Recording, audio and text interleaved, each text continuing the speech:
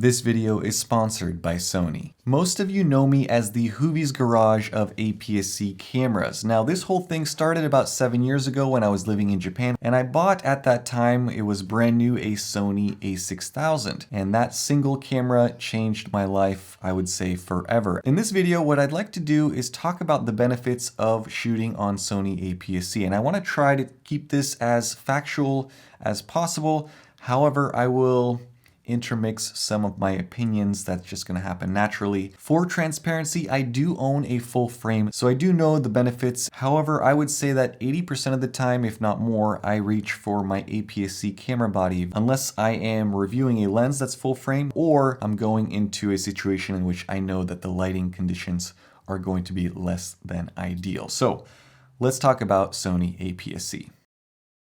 Technically, APS-C is an adopted term that stood for Advanced Photo System Film Negative Classic, but now refers to an image sensor that is approximately that size. A full-frame sensor measures 36 millimeters wide by 24 millimeters tall, while an APS-C sensor measures 23 millimeters wide by 15.5 millimeters tall, and as a result is a bit smaller. What it does is it crops into the full frame by a factor of 1.5, which is why it's called a crop sensor, and there is a crop factor. Now there are all sorts of sensor sizes. There are sensors such as medium format that are bigger than full frame, and there are sensors smaller than APS-C such as micro four thirds and 1-inch sensors. But the three most popular are full frame, APS-C, and micro four thirds. And really APS-C and full frame, at least in Sony's lineup, are converging year over year. And what I mean by that is that the full frame bodies, it used to be argued that a full frame body was big and bulky and weighed a lot, but nowadays there are so many options for smaller full frame camera bodies that they take the shape and the form of an APS-C camera body. And APS-C camera bodies have grown a little bit generation over generation just because they've packed in so many new features into them,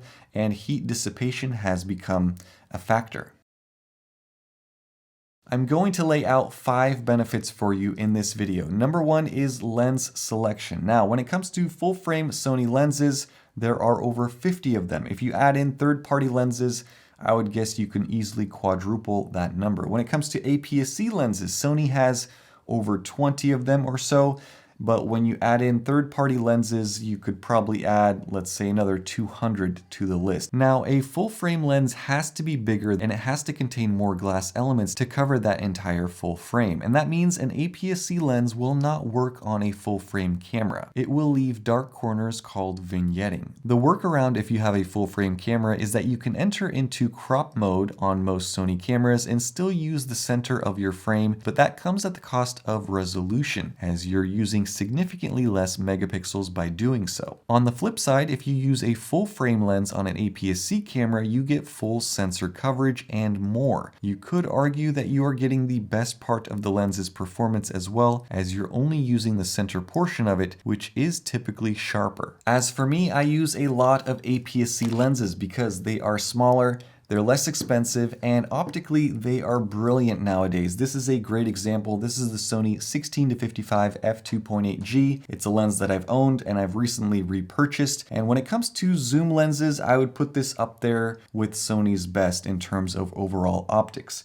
It offers great coverage from 16 millimeters, which is nice and wide for wide angle shots, all the way into 55 for nice portraits. And that constant f2.8 offers great subject separation, nice and blurry bokeh, and still excellent performance in low light situations. Sony sent a loaner copy of the 16-55mm to me with the new a6700 when it was launching, and I fell back in love with it all over again. It's just so smooth to use, it's a great size, and optically I know it's brilliant, and I already had ND filters for it. And because I was adding a Sony a6700 to my collection, I kind of justified buying this lens for it to live on this camera, but I guess that's a topic for another video. Number 2 benefit of shooting APS-C is the reach. Now the crop factor of 1.5 means that you get that much closer to your subject. So let's say you are photographing wild animals that are far away from you, or you're shooting sports where you have players that are far away. In that case, you want to get as close to the action as possible. So let's say, for example, you're shooting with an 85mm lens on your APS-C camera. Now, the field of view that you are getting is actually 127mm equivalent on a full frame camera, meaning you'd have to put a 127mm lens on a full frame camera to get the same shot as you would an 85mm lens on an APS-C. And that applies to all of it across the board. So if you're shooting really close-up stuff at 200mm on a full frame on an APS-C, that would be a 300mm, which is a lot closer. And again, this doesn't come at the cost of resolution. Now, there are other ways to get close to a subject, such as using a teleconverter, which I won't get into, but those can be used on both full frame or APS-C cameras. The number 3 benefit of shooting Sony APS-C is the greater depth of field. Now, this comes in handy if you're shooting nature or if you're shooting anything in which you want the entirety of the frame to be in focus.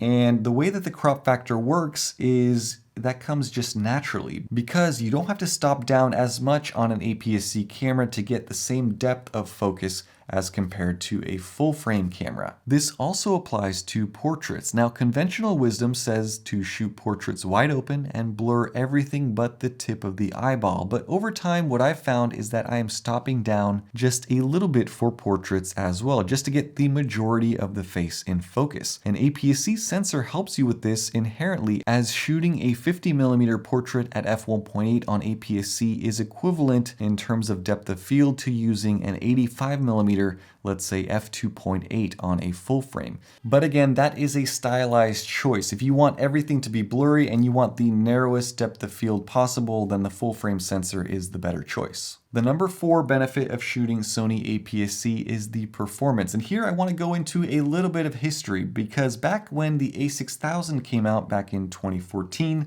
if you compare the a6000 autofocus performance to anything else that Sony had in their lineup at that time, the a6000 was the better performing camera. Now, over the years, Sony has developed the full frame lineup and they've surpassed APS-C, and then APS-C has caught up, and then they've surpassed it and then has caught up. And so there's kind of this back and forth to where now we have amazing performance across the board from full frame and APS-C. And on top of all of that, you have this trickling down effect where you get the newest and best features from full frame cameras trickle down to these smaller APS-C camera bodies, which I'm a big fan of. This Sony a6700 is a perfect example, as it combines the latest Sony AI tech with outstanding image quality into a compact APS-C camera. It features the dedicated AI processor that is found in the $4,000 full-frame Sony a7R5, which allows it to recognize subjects in real time. You can track humans, animals, insects, cars, trains, planes, whatever you want. And the accuracy is absolutely incredible. I've said it in my review, it's nearly impossible to take an autofocus photo with this camera. Then you have the auto framing features that are also adopted from the a7R5, and add to that you have the video features, which are trickled down from the Sony FX30 cinema camera. Now you have 4K 60, even 4K 120. When you combine the video frame rates with the mind-blowing autofocus tracking, the results are unlike any other APS-C camera that came before it. So APS-C cameras, at least in Sony's realm, have not been forgotten. They have been updated and upgraded year over year, every single generation. And I would say that this is probably the 3rd generation of Sony APS-C, and by far, this is my favorite APS-C camera of all time. And I'm also not saying that APS-C cameras outperform full-frame cameras, because some of them have more features, others have less features. But what I am saying is that the technologies between the two of them, in terms of, let's say, the sensor technology, the new sensors that we're seeing on APS-C cameras are technologically just as good as full frame sensors, and the dynamic range that you get as a result is very, very close as well. So the two systems are becoming closer and closer together in terms of performance over time, which is, I think, a good thing. And the last benefit, number 5, is price. And along with it comes lower levels of worry, at least for me. Not only are the camera bodies, APS-C camera bodies, less expensive than full frame camera bodies, The lenses are significantly less expensive as well. And so you can get started with an APS-C setup for a lot less money usually than you can a full frame setup. In some cases, it's 50% less, and for me, that means I can own 2 camera setups for the price of 1. My wife has an APS-C camera that she takes with her to vlog with on vacation, and I simply have options. Recently, I went on a family trip and I took this A6700 with me along with the 16-55G from Sony, and it performed awesome. You've been seeing clips and videos from that trip throughout this entire video, but what I enjoyed about it is that I didn't worry about this setup as much. Let's say if I had a camera setup that ran for $5,000, I would worry about scratching it, getting sand in it, someone taking it, me losing it. But with this setup, I had those thoughts, but to a smaller extent. And that allowed me to enjoy my vacation that much more and also take this camera to more places that I wouldn't normally take a more expensive camera setup. Hopefully you guys learned a little bit about Sony APS-C cameras and lenses in this video, maybe a little bit about full frame cameras as well. And whether you decide to go the full frame route or the APS-C route, I don't think there is a wrong answer to that question. There are reasons to go either one. At least the way that I look at it, one is not necessarily better than the other. There are very valid reasons to choose APS-C over full frame in certain situations. So I hope you guys enjoyed this one. Let me know what your thoughts are down in the comment section below. As always, thank you for watching. Have a nice day. Bye-bye.